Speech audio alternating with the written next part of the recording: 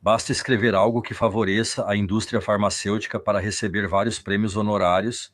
É uma construção inacreditável de mentiras. Só posso dizer que, se não existissem mídias livres, jornalistas corajosos, pessoas que esclarecem, estaríamos realmente caminhando para tempos muito, muito sombrios.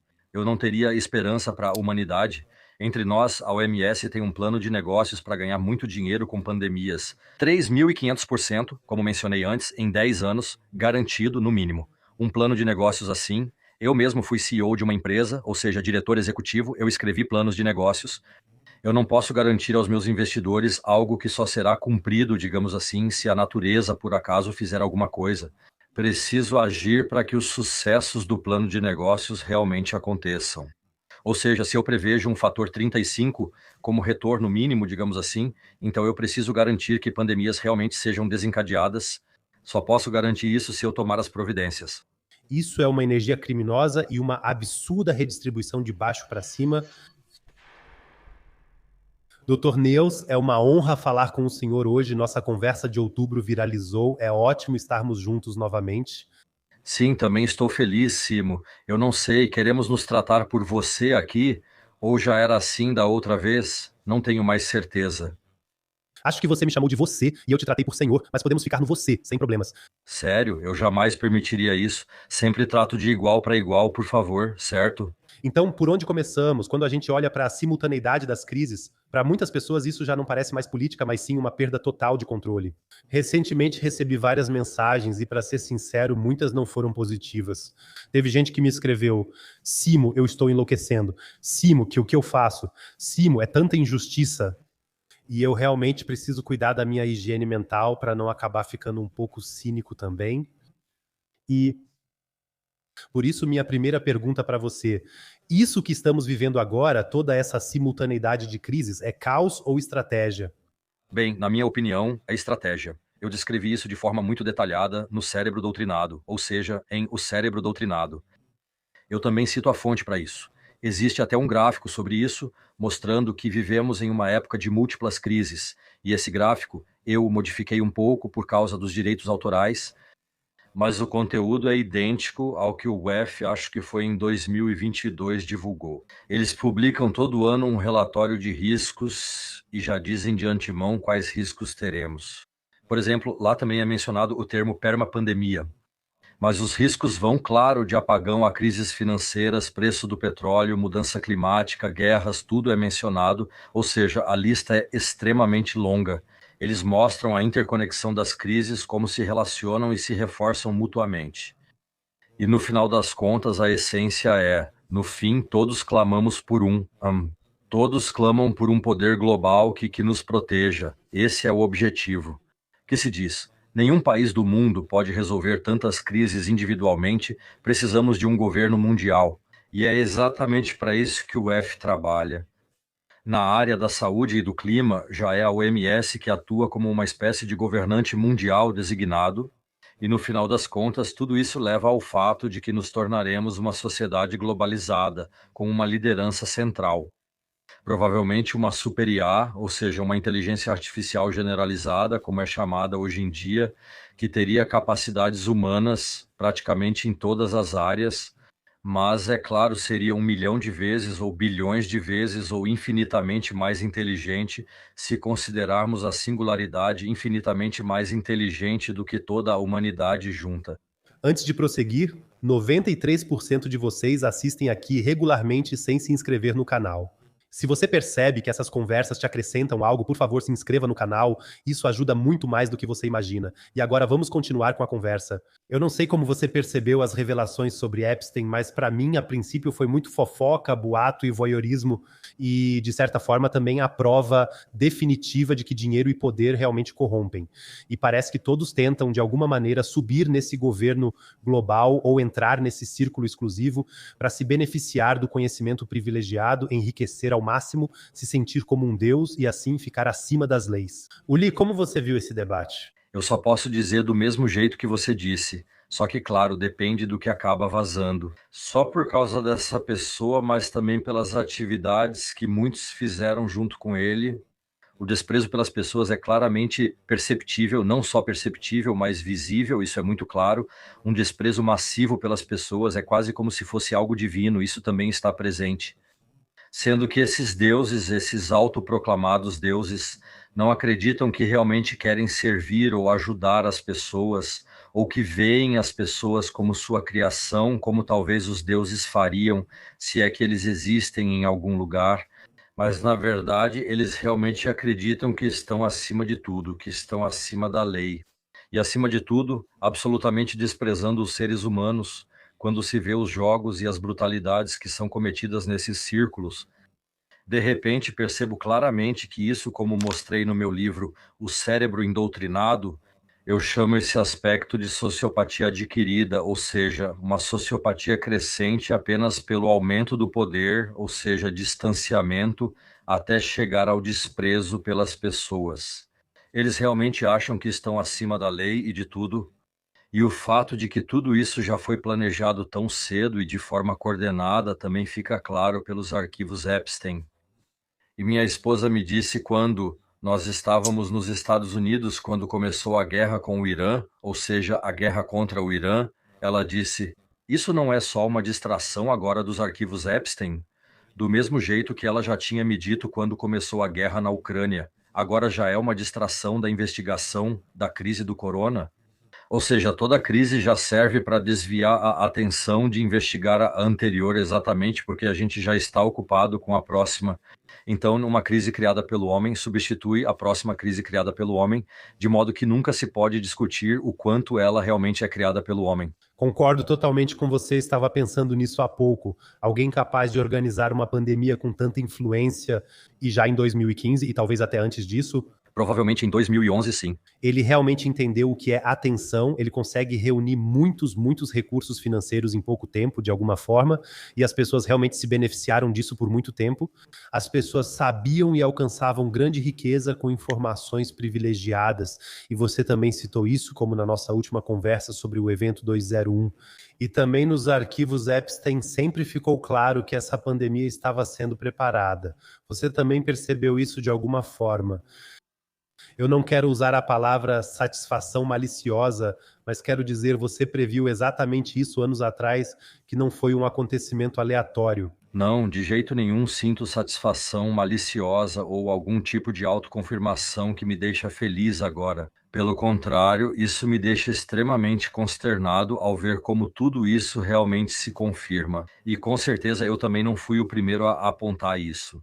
Eu tentei mais entender o que isso faz no cérebro das pessoas e como ocorre a doutrinação, mas nós já falamos logo no início que tudo isso, essas múltiplas crises, as crises em todo o mundo, segundo o F, no final das contas indicam ou querem levar as pessoas a aceitar um governo global, de forma semelhante a como aceitamos agora a OMS para pandemias, como autoridade máxima para o gerenciamento de pandemias, embora ela seja uma das causas das pandemias. Analisando os arquivos Epstein, vemos que esse governo global já existe por meio dos tecnocratas, porque eles não influenciaram só a mídia, eles influenciaram o governo também. A gente vê isso na comissão de inquérito. Ainda tem muita gente lá que acredita que fez tudo certo, mesmo sabendo que eram manipulados por Epstein e companhia, agiram conforme esses interesses. Então, basicamente, agora a gente reconhece os marionetistas, alguns já foram até citados pelo nome, e os próprios bonecos ainda acreditam que agem de forma autônoma. E isso, na minha opinião, já é uma indicação clara de que temos um governo mundial, o governo mundial formado por tecnocratas, e está na hora de o verdadeiro soberano, ou seja, a humanidade, se rebelar. É disso que eles realmente têm medo, que as pessoas simplesmente se unam e vão para as ruas, porque nunca se pode esquecer, são apenas alguns milhares que pertencem a esse governo global, e do outro lado estão simplesmente 9 bilhões de pessoas. Quando se unem, Peter Thiel chamou isso de anticristo. Acho que ele já se referiu a Greta Thunberg assim em alguma entrevista, independentemente das intenções políticas dela, mas aí tem um autista que simplesmente consegue arrastar milhões de pessoas para as ruas.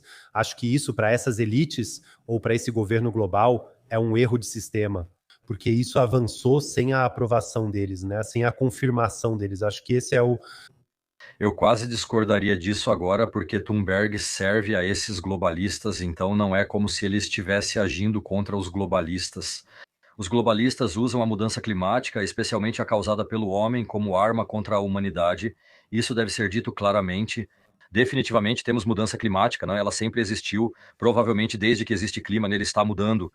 Mas a mudança climática atual, na qual estamos hoje, é o fim de uma era do gelo, aquecimento global e talvez até mesmo uma estagnação nos últimos 1 ou 2 anos, o que representa um certo problema para os ativistas do clima.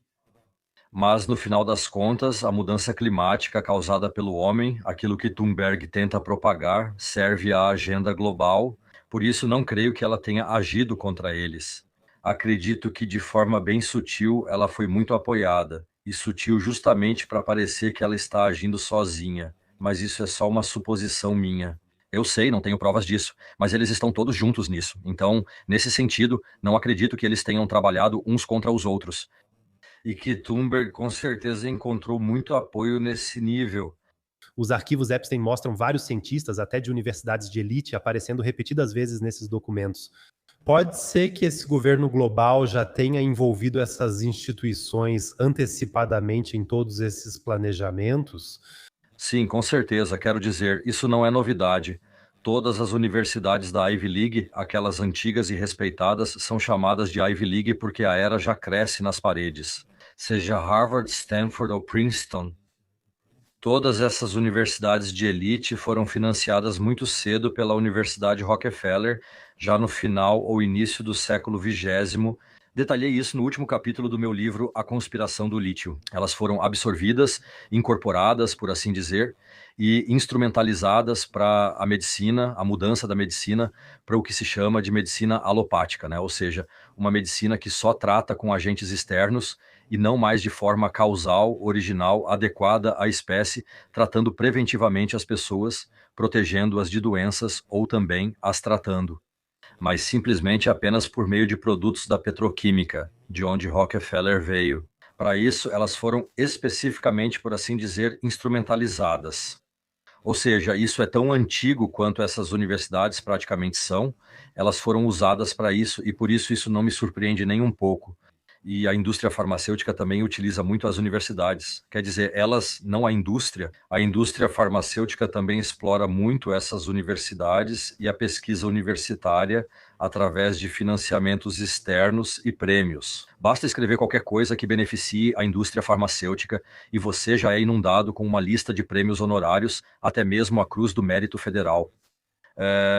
Mas se você escreve algo que a indústria farmacêutica não gosta, como por exemplo o que eu fiz, dizendo que o Alzheimer poderia ser evitado com métodos naturais, ou que o lítio é um elemento traço essencial, então você é ridicularizado, desclassificado e não tem mais chance de conseguir espaço na grande mídia.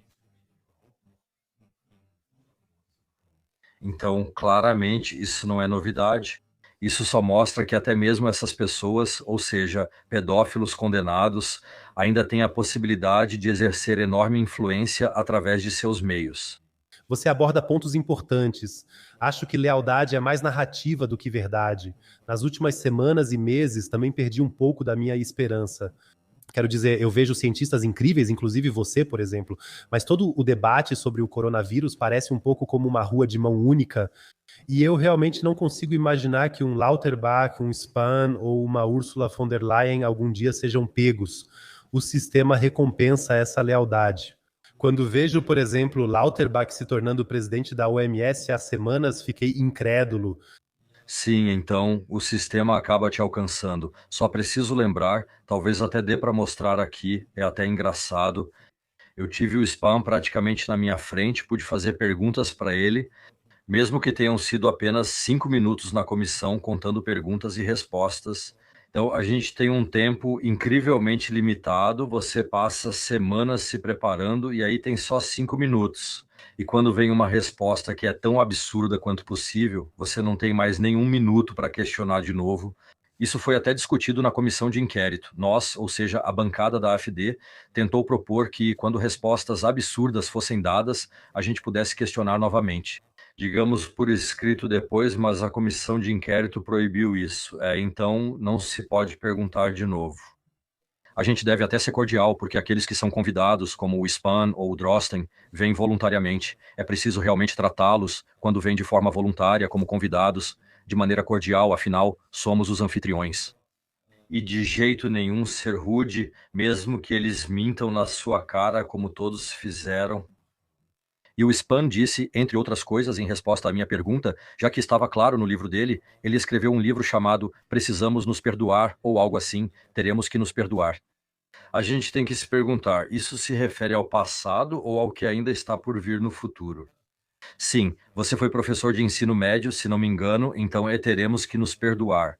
Como isso pode ser lido apenas do ponto de vista linguístico, ainda há mais algo? Ou é realmente sobre o passado? Não tenho tanta certeza, porque no passado ele deixou bem claro que não queria perdoar ninguém. Tom Lawson perguntou a ele se as pessoas, os médicos, que realmente aplicaram o juramento de Hipócrates durante o período do coronavírus, que estão sendo perseguidos e, em parte, estão até presos. Ele perguntou se não seria possível conceder uma anistia para eles, e ele respondeu, não, de jeito nenhum. Então, ele não quer perdoar essas pessoas de jeito nenhum, e por isso, para mim, fica a pergunta, que tipo de perdão é esse, afinal? Mas então, no seu livro está escrito que ele já na primavera de 2020 foi informado muito cedo de que o vírus provavelmente veio de um laboratório. Ou seja, representa ou poderia representar uma arma biológica com propriedades inimagináveis. Eu perguntei diretamente para ele se há essa suspeita, como ele pode justificar que essa arma biológica, ainda em forma modificada e, portanto, ainda mais agravada, seja testada como um experimento genético em crianças, ou seja, bebês gestantes, através da estabilização do mRNA. E ele, a princípio, nem me contestou, apenas afirmou que os pais é que tinham desejado isso. Ou seja, os pais é que teriam desejado isso, não ele, apesar de ele ter propagado isso, até mesmo contra a Estico, que naquela época ainda estava dividida e acabou seguindo mais o dogma ou ditado político. E então veio uma declaração dele, e essa realmente deveria ser mostrada, porque ela realmente, na minha opinião, essa é a mais crítica. Sim, como posso dizer, a constatação que tivemos até agora da comissão de inquérito, ou seja, a declaração dele de que nunca se tratou de proteção de terceiros. Ou seja, estava claro desde o início que aquilo que estava sendo injetado não oferecia proteção para terceiros. Isso estava claro para ele. Ambos sabemos que esse princípio de solidariedade mostra que sem vacinação não protegemos nossos vizinhos e por isso somos considerados desumanos. Sim, nós somos um problema para a sociedade, devemos nos sentir mal e também não podemos sair às ruas. Todas as regras de 1G, 2G, 3G, tudo isso foi praticamente levado ao absurdo nessa única declaração dele.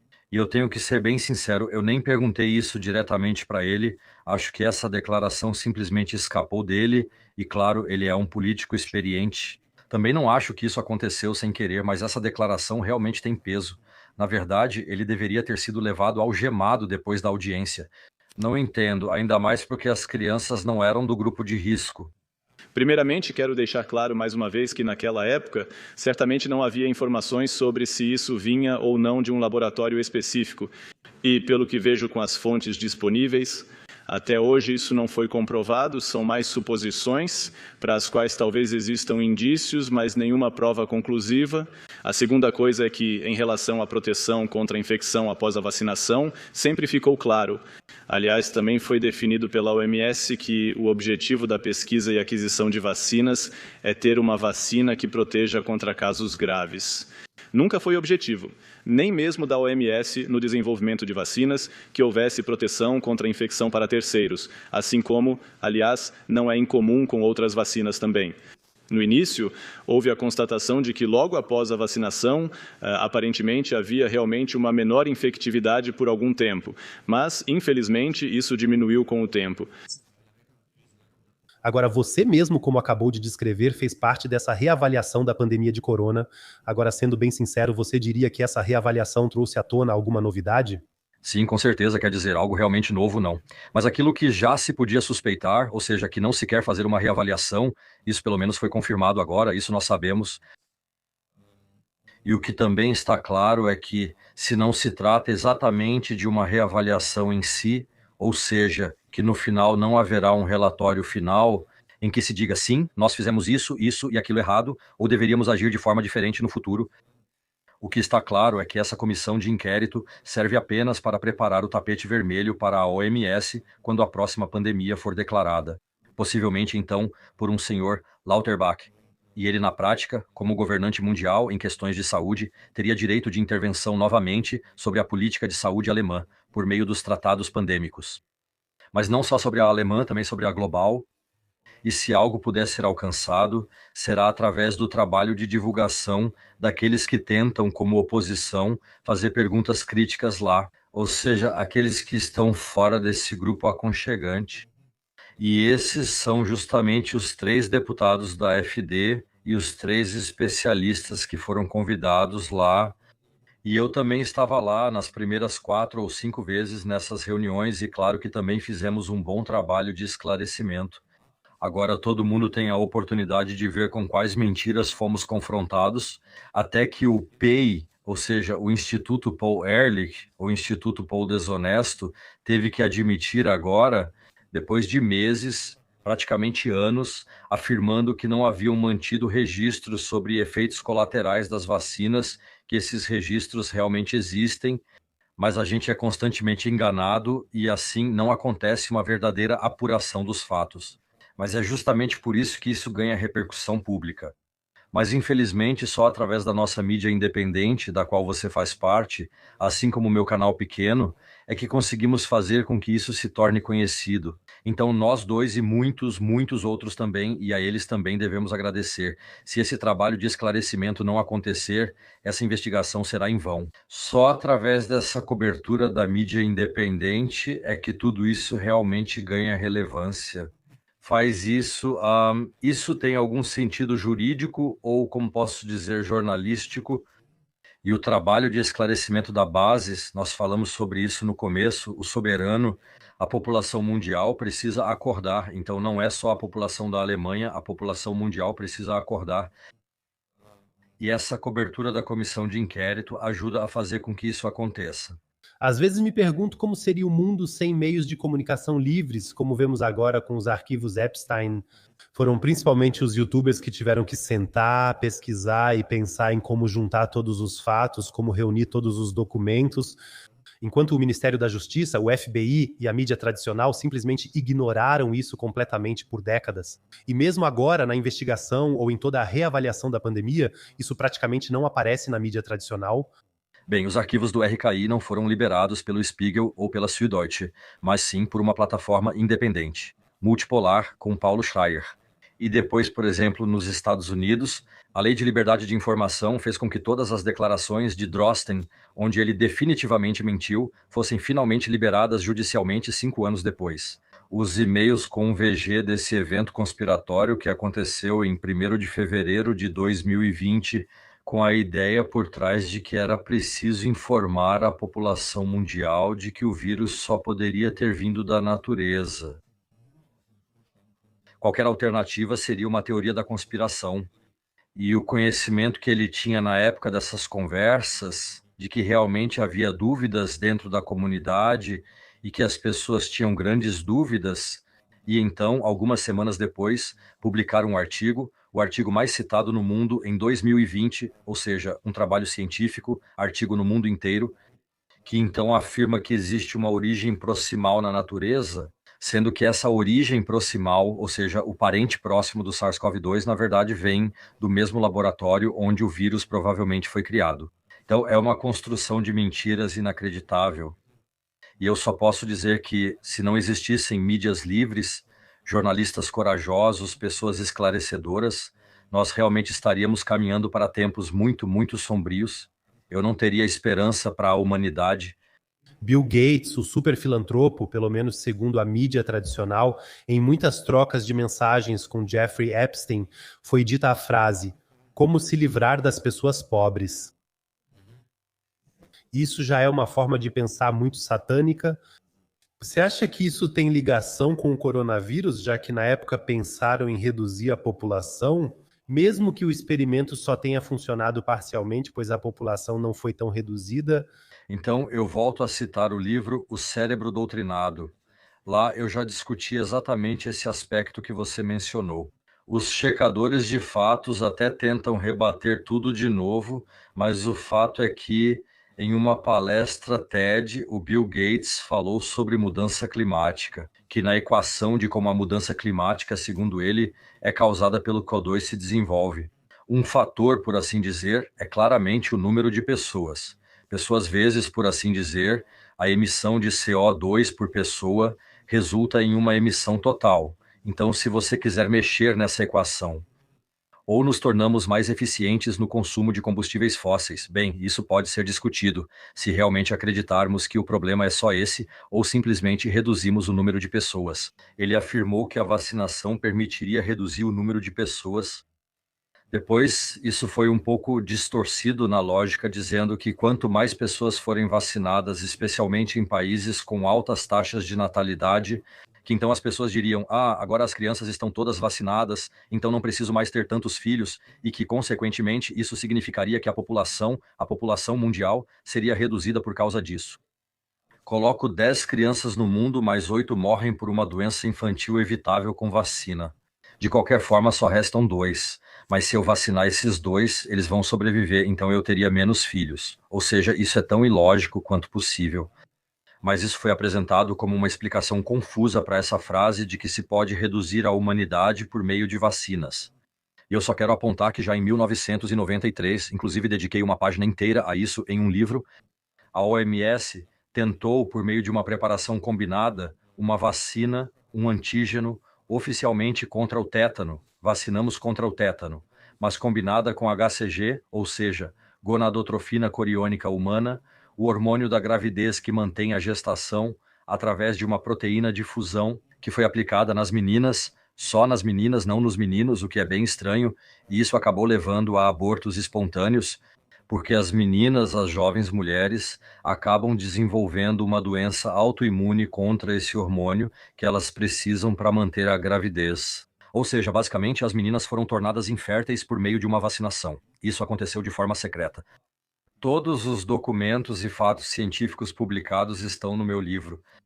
Ou seja, a OMS já tentou ativamente realizar a redução populacional por meio de vacinação. Gates é um dos maiores financiadores da OMS. São doações, mas não puras, pois têm finalidade específica. E como a OMS quer ganhar dinheiro com vacinas, fator 35, retorno sobre investimento de forma bem específica, fator 35, não 35%, fator 35. Estamos falando aqui de 3.500%, se eu não me engano, se eu calculei certo, ou seja, retornos enormes por meio da vacinação. Então, é sobre dinheiro e redução populacional, o que também estamos vendo. Nós vemos números reduzidos de pessoas nascendo e vemos taxas de mortalidade aumentadas. E se eu tenho uma empresa onde, por motivos de custo, o mercado está mudando e eu quero reduzir meus funcionários, se eu quiser fazer isso de forma socialmente aceitável, então eu mando as pessoas para a aposentadoria mais cedo, ou seja, mortalidade precoce e sem novas contratações, ou seja, taxas de natalidade baixas, e é basicamente isso que ocorre agora. E eu fiz um cálculo aproximado de que já teríamos algumas centenas de milhões de pessoas a menos se esse programa não tivesse acontecido. Só preciso ver as taxas de natalidade. Comparei de 2010 a 15, então. O número de pessoas que vivem no nosso planeta de 2010 a 15 comparado com 2011 a 2025. E dá para estimar qual teria sido a taxa de crescimento, e ela tem uma queda. Não é que já tenhamos um crescimento negativo, ou seja, uma diminuição da população, mas temos um crescimento reduzido, né? O que já é um indicativo de que faltam alguns milhões de pessoas. Você saiu da comissão de inquérito? Quais os motivos para isso? Sim, há aspectos positivos e negativos, por assim dizer. Os aspectos positivos foram que eu consegui trazer praticamente tudo o que era importante para mim durante o tempo em que estive lá. Gastei um pouco da minha munição, pois queria mostrar que havia alternativas claras ao programa de vacinação, algo que deveria ser debatido mais detalhadamente. O tema da vitamina D é muito relevante, principalmente quando eu imagino que ali está sentado um professor chamado Stefan Kluge, da Universidade de Hamburgo, que, por exemplo, cuidou especificamente para que pacientes gravemente doentes não recebessem vitamina D. Então, podemos abordar isso claramente novamente. Então, esse tema muito delicado de que existe uma alternativa saudável, ou seja, um sistema imunológico saudável, sob o qual as pessoas não morrem de doenças respiratórias. Nem se trata de Covid. Aqui estamos falando de RSV, de influenza, de qualquer forma de doença respiratória viral ou até mesmo bacteriana. As pessoas morrem por causa da tempestade de citocinas, e isso acontece apenas por um sistema imunológico que não está devidamente regulado, e deficiências em oligoelementos e vitaminas desempenham um papel muito importante nisso. Mas isso é completamente ignorado, pelo contrário, até mesmo se trabalha ativamente contra isso. Esse era um grande tema para mim. O segundo grande tema, claro, era o PCR. Eu sou geneticista molecular, eu entendo de PCR. Fiquei feliz por questionar o Sr. Drosten, que foi grosseiro comigo e não respondeu à minha pergunta. Minha pergunta na época foi se ele recomendou-lhe um fator 45, né? Ou seja, 45 ciclos. Eu sabia que ele não poderia aceitar, pois no comitê de Tübingen afirmou nunca ter recomendado isso. Ou seja, se ele dissesse sim agora, teria mentido antes, mas se dissesse não, estaria mentindo, pois eu tinha os documentos. Ele afirmou que 45 é negativo, o que é um absurdo. Mais uma vez, distorceram totalmente o passado. Se o fator 45 do PCR tivesse sido negativo em 2020, 2021, então nós nem teríamos tido uma pandemia. Isso tinha que ser considerado como uma infecção positiva. Ninguém que testou positivo com o fator 45 foi depois considerado negativo. Pelo contrário, esse fator, do ponto de vista da biologia molecular, é um absurdo completo. Ele mesmo sabia disso. Eu mesmo citei uma declaração dele de 2014 na revista Wirtschaftswoche, onde ele disse que era absurdo trabalhar com números tão altos. Sim, pude questioná-lo sobre isso. Esse era um tema importante para mim, especialmente a origem do vírus. Porque se quisermos evitar uma pandemia, precisamos investigar as causas de onde a pandemia veio, e se a pandemia realmente veio de um laboratório e pode surgir de um laboratório a qualquer momento novamente, então precisamos impedir aqueles que criam esses vírus. E isso, curiosamente, assim como métodos alternativos de prevenção, nenhum dos dois foi tema da comissão de inquérito.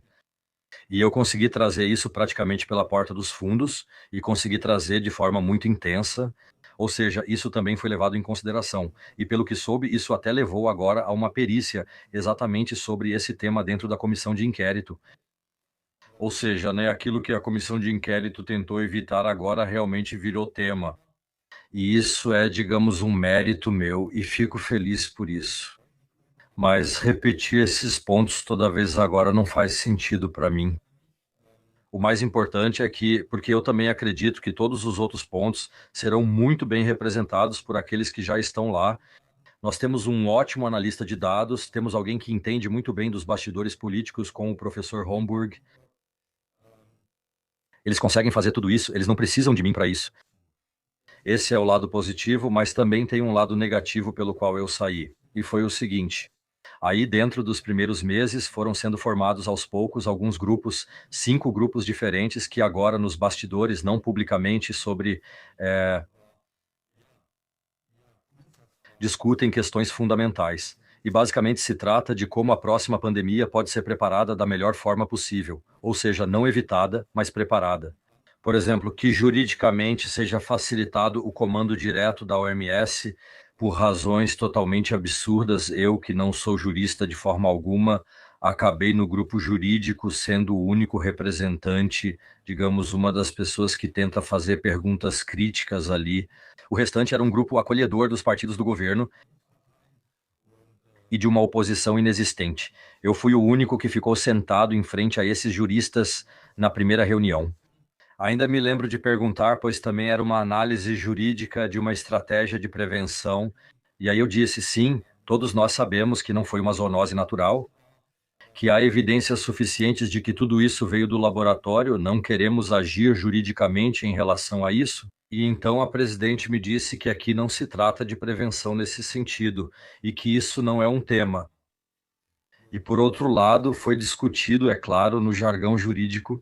E por isso eu disse também pelo motivo de que essas reuniões em grupo servem no final para escrever o relatório final, Ou seja, não é a sessão pública, mas os grupos internos que se reúnem ali, que escrevem o relatório final. E se no relatório final tiver algo que eu não entendo, que eu não posso defender, eu não sou jurista. E principalmente onde eu também não consigo formar uma oposição de forma razoável, porque eu simplesmente não entendo o que eles estão falando, eu também não entendo, claro, superficialmente eu entendo, mas não o suficiente para realmente poder discutir seriamente sobre isso.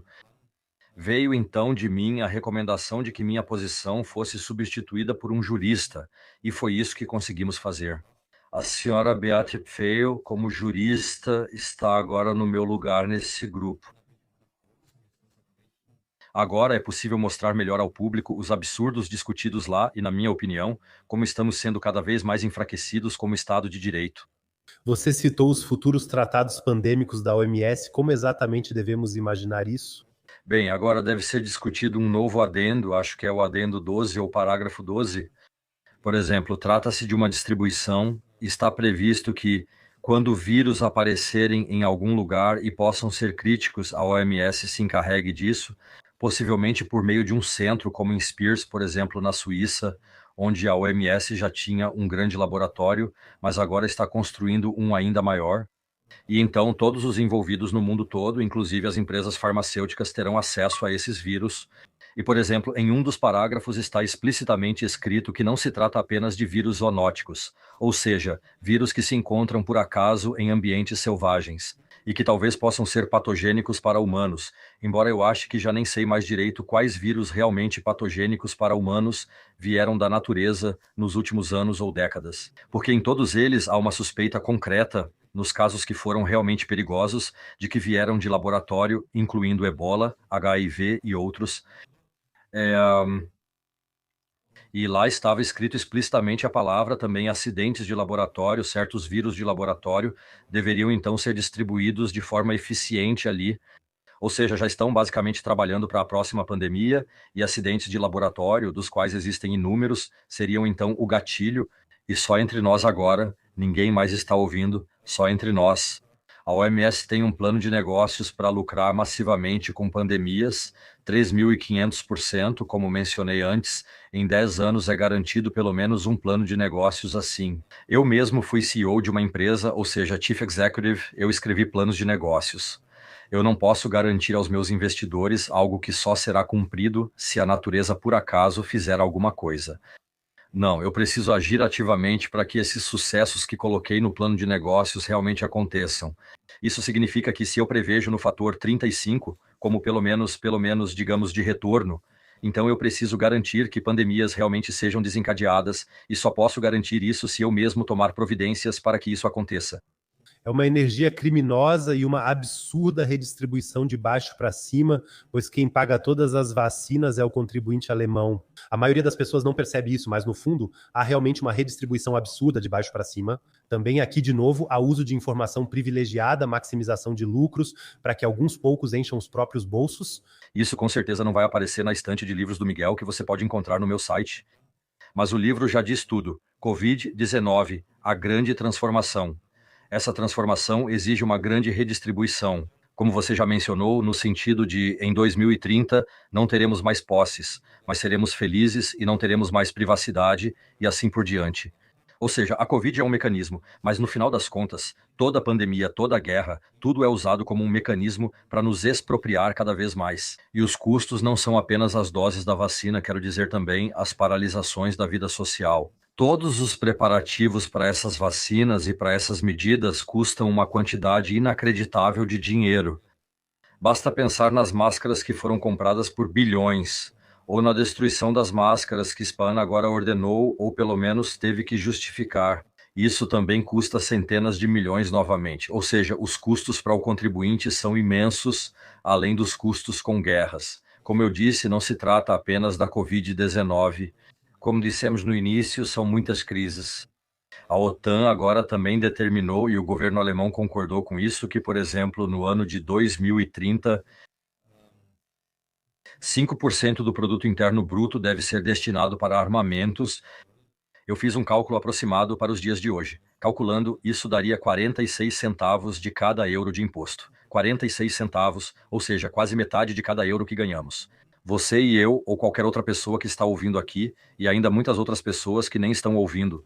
Esses 46 centavos vão para armamentos. Isso é inacreditável. E para mim, isso também inclui, no final das contas, o aumento dos gastos para eventos pandêmicos, que, na minha opinião, em 99% dos casos serão pandemias planejadas. Com vírus criados em laboratórios. Você esteve nos Estados Unidos e se encontrou com Kennedy, ministro da Saúde. Isso é quase uma honra especial. Eu conheço Kennedy só pela mídia, sei que ele sempre criticou o Fauci, que é o equivalente americano ao Karl Lauterbach. Pouca coisa mudou na reavaliação dele. Como foi encontrar um Kennedy? De forma favorável ou também um pouco crítica? Favorável, com certeza. Só pelo fato dele ter me visto, já dá para perceber a boa vontade. Ele não precisava ter me visto. Foi de última hora, fui aos Estados Unidos para encontrar o Kennedy, mas não esperava conseguir nessa viagem. Na verdade, eu só queria começar a mexer os pauzinhos para que isso acontecesse no futuro, porque eu considero ele extremamente importante para o que eu estou fazendo agora, que é o reconhecimento do lítio como um elemento traço essencial. Com a von der Leyen, eu estou batendo em ferro frio. Lá não vai ser feito absolutamente nada, a essencialidade não é reconhecida, mesmo eu tendo feito uma apresentação sobre isso no Parlamento Europeu. E então, cerca de 6 semanas depois, aproximadamente 6 semanas depois, no dia 6 de agosto de 2025, minha apresentação foi em junho, em 6 de agosto de 2025 saiu um artigo na Nature, publicado pela Universidade de Harvard, confirmando todas as minhas afirmações, que, por assim dizer, afirmam que isso tem um significado fisiológico no cérebro e nos protege do Alzheimer, ou seja, a microdosagem, e que a deficiência provavelmente pode ser um dos principais fatores para o desenvolvimento do Alzheimer, e eu vejo o Alzheimer apenas como parte de uma síndrome de imunodeficiência mental, que abrange todo um espectro de doenças cerebrais, desde o autismo até o Alzheimer, mas também a capacidade mental em si, ou seja, de forma geral, nas pessoas da nossa sociedade, e isso faz com que fiquemos tão sobrecarregados mentalmente. A falta de lítio contribui muito para isso. E eu tentei colocar isso em prática lá. Não tem chance. E por isso pensei, bom, antes de continuar lutando contra moinhos de vento, vou simplesmente mudar meu objetivo. E meu objetivo agora era encontrar um governo que talvez fosse aberto à saúde de forma natural. E Kennedy tem esse movimento, esse projeto nos Estados Unidos, chamado Make America Healthy Again, mas com o objetivo de globalizá-lo. Então, sim, e é claro que faz sentido que isso venha dos Estados Unidos. Lá é, por assim dizer, provavelmente o estilo de vida menos saudável que se pode encontrar. As pessoas não cozinham mais, só comem fast food, não têm noção de nada. Meus filhos cresceram parcialmente nos Estados Unidos, por alguns anos nós moramos lá e um dos meus filhos até nasceu lá. E lá na escola realmente explicaram que um hambúrguer, em princípio, é a representação perfeita da pirâmide alimentar e que Fruit Loops realmente representam frutas, ou seja, seriam uma fonte de vitaminas. Então, esses Fruit Loops, essas partes coloridas e tingidas de carboidrato com frutose e sei lá mais o que, como são feitos. Então, é tão absurdo, e é claro que quando algo vem dos Estados Unidos, acaba chegando na Europa em algum momento. Geralmente há atraso de alguns anos, talvez agora seja mais rápido. Tomara, mas dessa vez espero que não, pois antes foi assim. Então, um estilo de vida não saudável é trazido dos Estados Unidos para cá. Nós ainda vemos os Estados Unidos, ouvimos por muito tempo como um modelo, inclusive culturalmente, da música à produção de TV, seja o que for, os Estados Unidos sempre foram, por assim dizer, a figura de referência para nós. Mas pelo fato de isso ter se tornado extremo nos Estados Unidos, Kennedy falou sobre isso no discurso que fez depois. Depois da minha conversa com ele, ele fez um discurso público sobre Maha e disse, por exemplo, que 65% das crianças nos Estados Unidos são pré-diabéticas ou diabéticas. Já, sim, 65%.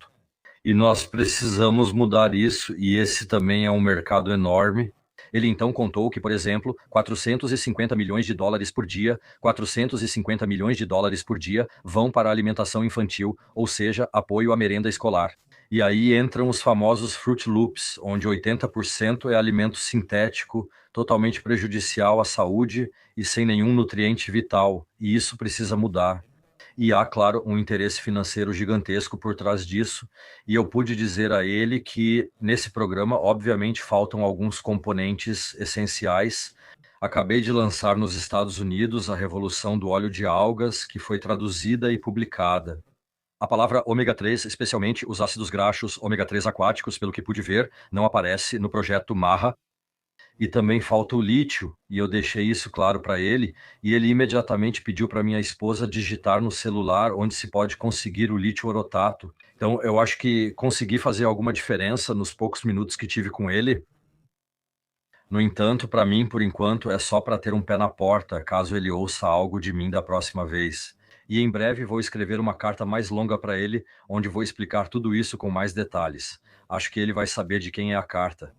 Ainda mais porque as pessoas que conheci têm contato direto com ele. 3 pessoas nos Estados Unidos disseram que, se eu precisar de algo dele, podem ligar direto para ele por mim, pois tenho contato assim como eu. Eu tenho o número do celular dele.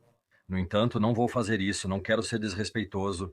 O homem está bem ocupado, mas quando as coisas estiverem preparadas, haverá outra conversa. Nisso eu deposito minha grande esperança.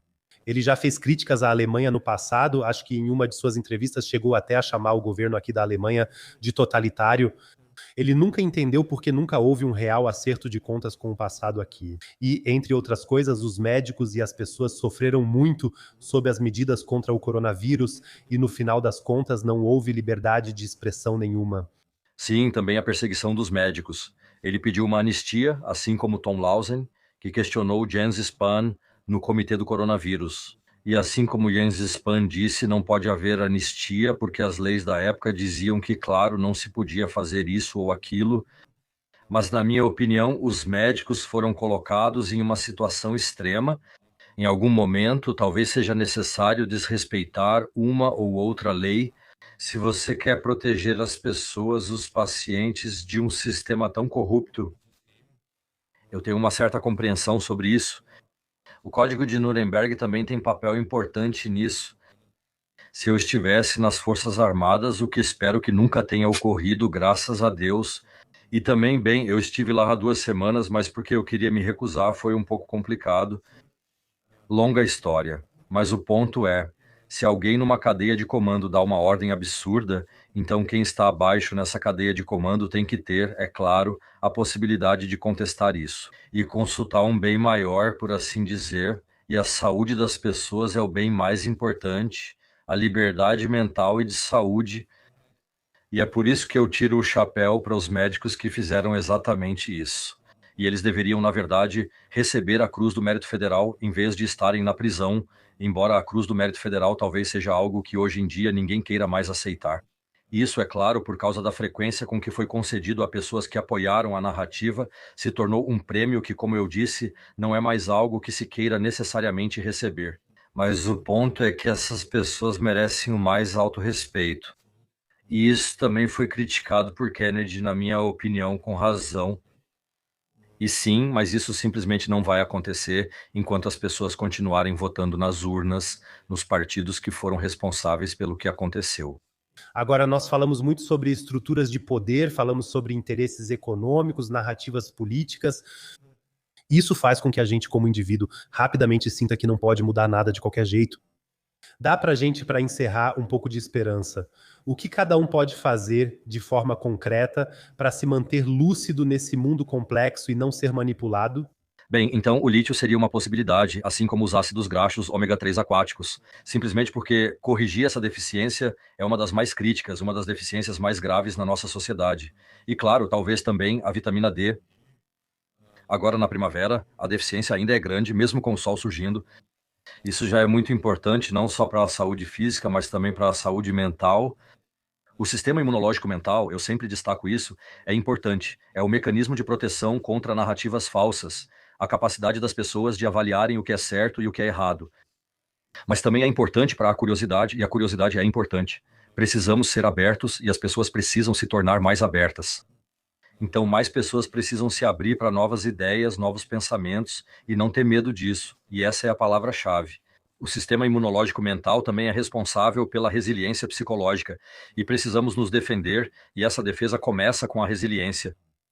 E eu acredito que é preciso fazer muito pela própria saúde. Saúde mental, isso é muito, muito importante. Esse também é o meu grande tema. Busco alcançar mais pessoas e graças a você estou conseguindo. Isso é muito importante. Quando as pessoas tiverem força interior e se defenderem, também vão se conectar mais umas com as outras. Conectar-se é muito, muito importante.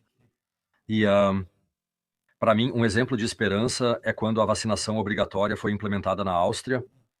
Eles não conseguiram implementar isso, era só um pedaço de papel, mas quando chegou a hora, né, as pessoas foram para as ruas e eles tiveram que voltar atrás. Ou seja, eu tenho menos medo das leis do que da passividade das pessoas. Agora você mencionou a Áustria, existem outros exemplos em que você diria que o processo de revisão funcionou muito bem? Alguns políticos críticos ainda apareceram diante das câmeras para pedir desculpas. Talvez existam países onde a Alemanha devesse fazer o mesmo. Não sou muito ativo na mídia, prefiro ler literatura científica primária e tirar minhas próprias conclusões. Mas eu fiquei sabendo que na Espanha, por exemplo, já houve anistia para os opositores da vacina e até mesmo pedidos de desculpas. Existem casos assim. Então, há mudanças acontecendo. Existem países que agora estão se afastando da OMS. Eu acho que isso é um sinal muito forte. Espero que os Estados Unidos estejam falando sério e não apenas enviem dinheiro. Há rumores, mas espero que eles liderem esse movimento. Acho que a Hungria está muito forte nisso e sobre a Itália ainda tenho esperança. Ou seja, quanto mais países retirarem a confiança da OMS, e talvez, como peças de dominó, os primeiros que caírem desencadeiem toda a cascata, fazendo com que todas as peças caiam e a OMS simplesmente desapareça. A OMS precisa acabar, assim como a UE, na minha opinião, da forma como existe atualmente, também deveria acabar. Ela é apenas uma organização de lobby para interesses farmacêuticos e, na verdade, para interesses industriais em geral. Já está acontecendo alguma coisa.